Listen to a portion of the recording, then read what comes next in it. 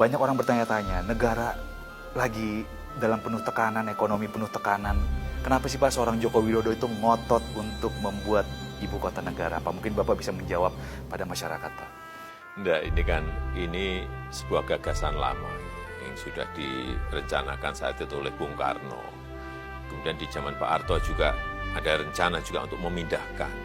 Dan memang kita harus memindahkan karena beban Jakarta itu terlalu sangat berat sekali. Beban di Pulau Jawa juga terlalu sangat berat sekali.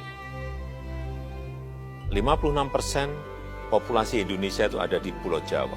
56%, padahal kita memiliki 17.000 pulau. Satu pulau dibebani 56% populasi.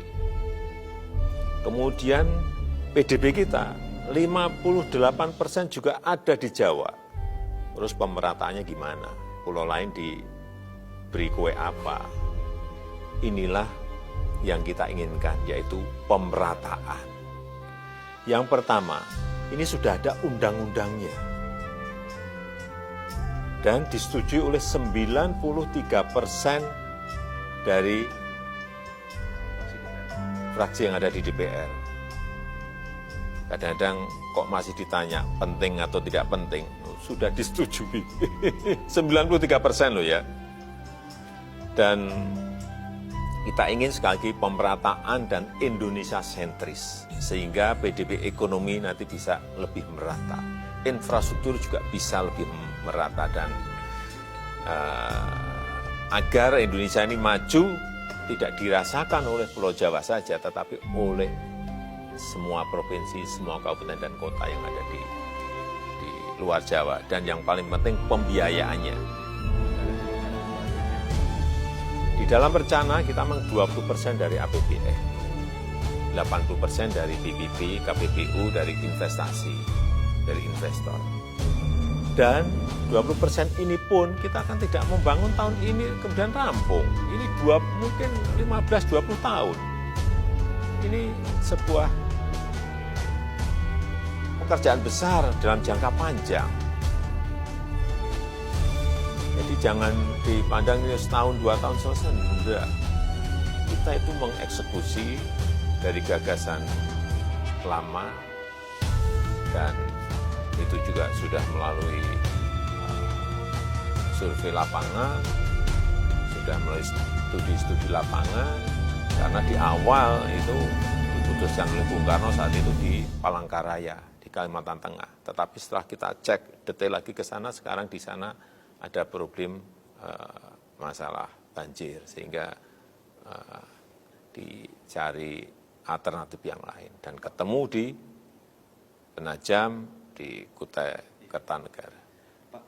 Investornya siapa Pak yang sudah tertarik Pak? Dan bagaimana ini kan nilai ekonomisnya belum ada Pak? Bagaimana Bapak bisa menjual IKN ini supaya... Jadi yang kalau ditanyakan investornya dari mana, semua negara tertarik. Yang sudah deal itu dari Uni Emirat Arab, sudah. Yang akan konsentrasi di Financial Center. Kemudian juga untuk smart city-nya Korea ingin masuk.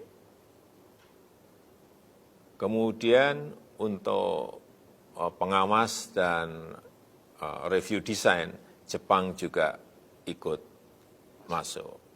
Terakhir, Saudi juga sama, ingin masuk tetapi di blok apa, bisa saja di blok pendidikan atau di blok kesehatan. Saya kira ini yang terus kita matangkan. Tetapi yang paling penting, infrastruktur harus kita mulai terlebih dahulu. Artinya apa? Ini justru akan menjadi sebuah mesin pertumbuhan ekonomi karena ada capital inflow ke sana.